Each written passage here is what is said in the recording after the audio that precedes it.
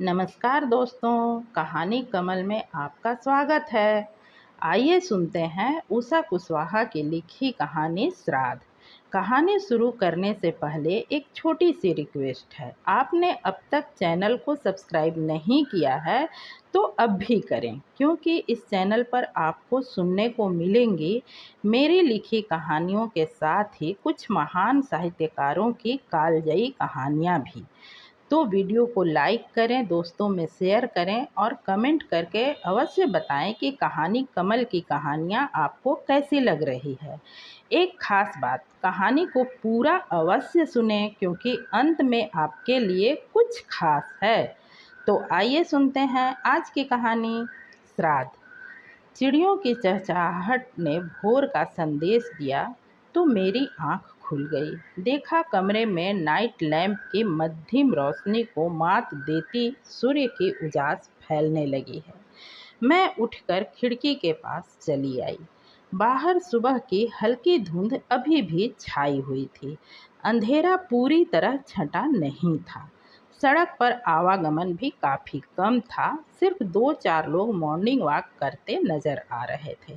तभी सामने सड़क पर बुजुर्गों की एक टोली नजर आई, जिसमें 4-5 लोग थे। सभी अवकाश प्राप्त लोग हैं। उनमें से किसी की भी उम्र 70 से कम की न होगी। सभी हाथ में दूध का केन लटकाए संभल संभल कर एक एक कदम रखते हुए आगे बढ़े जा रहे थे। मैंने घड़ी पर नज़र डाली। अभी सुबह के 5 ही बजे थे। अक्टूबर का महीना, ठंड की शुरुआत, सूर्यदेव के आगमन में समय का परिवर्तन। माना सुबह की सैर स्वास्थ्य के लिए लाभदायक है, किंतु स्वास्थ्य लाभ के लिए सुबह की धुंध छटने का इंतजार तो किया ही जा सकता है। वैसे भी इस महीने में सुबह की हल्की धूप प्रिय लगने लगती है। फिर इस उम्र में इनकी नज़रें भी तो कमज़ोर हो गई होंगी। जाहिर है, इतनी सुबह निकलने के पीछे सिर्फ हवाखोरी ही नहीं, बल्कि अपने परिवार को शुद्ध दूध मुहैया कराने की भावना भी रही होगी। इस दृश्य ने मेरे मन को कल रात वाले दृश्य को और भी ताज़ा कर दिया। दिनेश जी हमारे पुराने परिचितों में से हैं। उनका एक छोटा भाई रमेश भी है। दोनों भाई अच्छी सर्विस में हैं। दिनेश जी ने जोड़ जुगाड़ कर साइड इनकम का जरिया भी ढूंढ लिया है, सो उनका स्तर छोटे भाई रमेश से कहीं बेहतर है। पिता रिटायर हो चुके हैं। हर जिम्मेदार स्नेही पिता की तरह उन्होंने भी अपनी सारी कमाई अपने बच्चों की अच्छी परवरिश, अच्छी शिक्षा में खर्च किया। शहर के रिहायशी इलाके में अच्छा 2 मंजिला मकान बनवाया। छोटा बेटा रमेश उनके साथ रहता तो है, पर उसने अपनी गृहस्थी अलग कर रखी है। यानी एक छत के नीचे रहते हुए भी बाप बेटे का चूल्हा अलग अलग जलता है। बड़े बेटे दिनेश जी ने तो थोड़ी ही दूर पर अपना अलग शानदार मकान बनवा लिया है। बूढ़े माँ बाप का चूल्हा कैसे जलता है, उनकी ज़रूरतें कैसे पूरी होती है, इन सब बातों से दोनों बेटों को कोई सरोकार नहीं। रमेश जी तो पास रहने के कारण कभी कोई छोटी मोटी मदद कर भी दिया करते, पर दिनेश जी को इन सब से कोई मतलब नहीं। यदि कभी उनके माता पिता 2-4 दिनों के लिए अपने बड़े बेटे के पास रहने के ख्याल से आ भी जाते, तो दूसरे ही दिन किसी न किसी बहाने से वे उन्हें वापस भेज देते। यहाँ तक कि दिनेश जी के यहाँ होने वाले किसी पार्टी उत्सव वगैरह में भी उनके माता पिता बहुत ही कम नज़र आते। पिछले सप्ताह दिनेश जी के पिता की मृत्यु हो गई। खबर पाते ही दिनेश जी सपरिवार अपने पिता के मकान की ऊपरी मंजिल पर डेरा डालकर बैठ गए। शव यात्रा के समय से दिनेश जी की संपन्नता झलकने लगी। जिस पिता को किसी तीज त्योहार के मौके पर ढंग से उन्होंने एक वस्त्र तक न दिया होगा, उनकी शव यात्रा के लिए बाजे गाजे मंगवाए गए। चारों ओर कैमरे के फ्लैश चमक उठे। एक एक काम को पति पत्नी ने कैमरे में कैद करने के लिए कई कई बार किया, मानो मृत्यु न हो कोई उत्सव हो। कल उनकी 13वीं थी। बीच में भी हर दिन कोई न कोई पूजा पाठ चलता ही रहा था। पर कल का दृश्य तो घर के सामने काफ़ी लंबा चौड़ा पंडाल लगा हुआ था। अंदर एक ओर मेज कुर्सी सलीके से सजा कर रखी गई थी, दूसरी ओर एक कोने में चाय कॉफ़ी जूस कोल्ड ड्रिंक वगैरह का इंतज़ाम था और दूसरे कोने पर भोजन सामग्री सजा कर रखी गई थी। सुंदर सजे पोशाक में बैरे अपने अपने काम में मुस्तैद थे।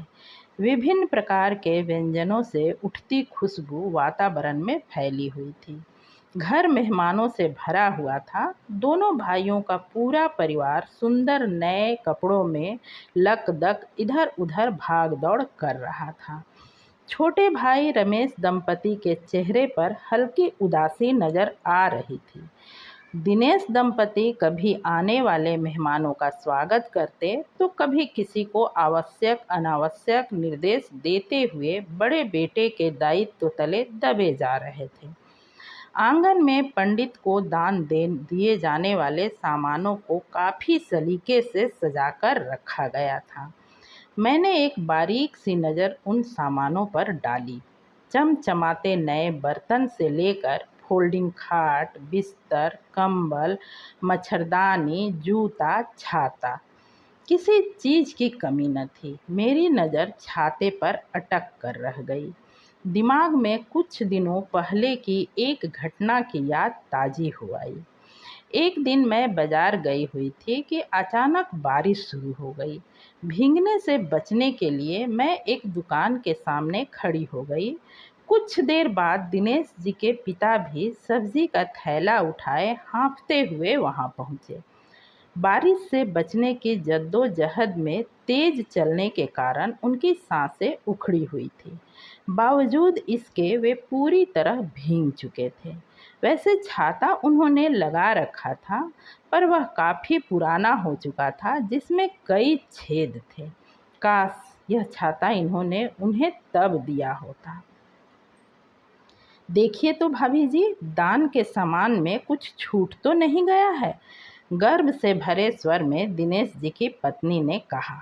फिर मेरे कुछ कहने के पहले ही बोली, अब इसके अलावा और हम कर भी क्या सकते हैं पिताजी की आत्मा की शांति के लिए। तभी दिनेश जी की आवाज़ कानों में पड़ी, जो किसी से पूछ रहे थे, रामलाल, भंडार में सब कुछ पर्याप्त है ना? कुछ घटना नहीं चाहिए। जी, बाकी तो सभी कुछ पर्याप्त है, पर कलाकंद शायद कुछ कम पड़ सकता है। अरे नहीं नहीं, कलाकंद तो पिताजी की खास पसंद थी, वह तो बिल्कुल ही कम नहीं पड़नी चाहिए।